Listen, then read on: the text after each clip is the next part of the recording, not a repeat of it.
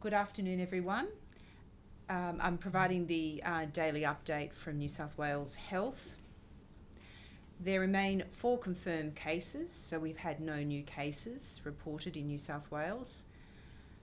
2 patients are now well and were discharged on the 29th of January, and the other 2 remain clinically stable.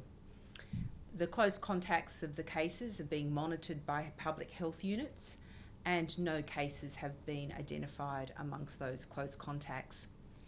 We've got 20 cases currently under investigation, and as I discussed yesterday, that's actually a positive sign that our numbers are increasing, because at the moment we want to increase testing and to make sure that we identify every possible case at this current time. There's 11 men, 9 women, and the age range is from 5 to 74 years. And as our usual procedure, all of those individuals will be in isolation whilst we're awaiting test results. I'm pleased to announce that we've got testing up and running in 2 of our sites, both at Westmead and our Randwick facility, and that will also make sure that our test results are more quickly provided to patients to, in most cases, as we've seen, exclude infection.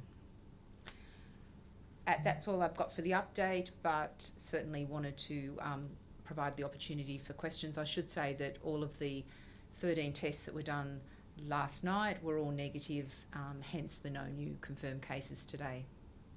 Those 2 cases that have been discharged, can you talk us through what you've done to be absolutely certain they're not infectious anymore? So firstly, those cases, their symptoms have resolved completely, so no symptoms.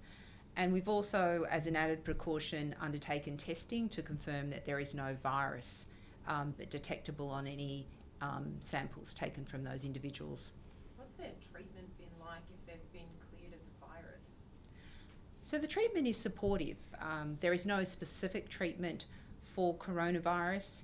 If they've got a concurrent infection, such as influenza, we can use antivirals, or if they develop bacterial co-infections, we can treat that. But there is no therapy that's routinely given for the novel coronavirus infection. They have to then come in for testing to check that it doesn't come back or anything? No, they've acquired the virus, they've got better, they will have go forth, and they're not infectious, they don't present a risk to anyone else. Do you have any information about the 2 Australians in China who were confirmed with the coronavirus? Sorry, I don't have those details to hand. We'll certainly follow up after this case with the Commonwealth. Are you able to give us the ages and genders of the 2 cases that remain in hospital, or the 2 that have been sent home? I'm happy to provide that to you after the press conference, as I've got the ages of the 4, but I'm not sure of which one were the 2, so we're happy to provide that. In broad terms, I think we've been saying, yes, we will be able to provide that for you. In the past couple of days, you've spoken about ramping up your testing regime, sort of talking about people coming in even if they have low-level symptoms. What sort of response have you seen to that? Are you seeing many more people coming forward for testing? Do you have any numbers on that? So as I've reported, the numbers jumped yesterday. I think from memory it was around 16 cases under investigation at yesterday's press conference. I'm saying there's 20 today, so that reflects an increase in testing. Partly it reflects the broadening definition to focus on the Hubei province rather than just Wuhan, and that's in recognition of transmission a little bit more widespread than Wuhan city itself.